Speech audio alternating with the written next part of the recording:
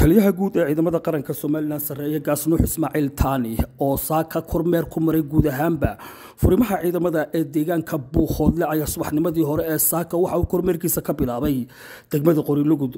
taliyaha ciidamada qaranka Soomaaliland sareeya Gaasnuux Ismaaciil Taani ayaa guud ahaanba waxa uu soo maray qaranka ee ku kala sugan jiidaha Kalshaale Meygaagle Gocondhaale Galgal Fardaale Maskax Buqle iyo goobo kale oo kala duwan taliyuhu waxa uu guud ahaanba ciidamadaasi kula dardaarmay hawlgalka iyo shaqooyinka ay u xil saaran yihiin iyo gudasho waajibaadkooda sidii ay u gudan lahaayeen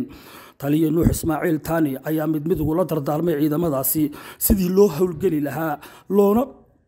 qaban lahaa waajibaadkii shaqo ee ay u qaban lahaayeen qarankan isagoo oo xusay inaan mar dambe ciidamada qaranku dulqaad u yeelan doonin cid kasta oo ku soo xadgudubta deegaanada iyo guud ahaanba xuduudaha qaranka Soomaaliland hawsha shaqo ee ciidanka u taalana waxa uu faray inaanay ahayn mid ku kooban goobo kaliya balse ay tahay sidii ciidanku u gaari lahaa xuduudaha qaranka Jamhuuriyadda Soomaaliland uu leeyahay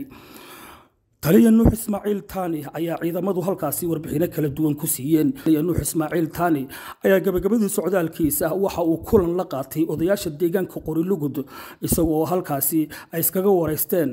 hawlaha shaqo ee u yaala deegaanka iyo guud ahaanba kuwa ciidanka intaba waa Xasan Ismaaciil Maxamed Xasan Shaah Nimcaan Axmed Dagaal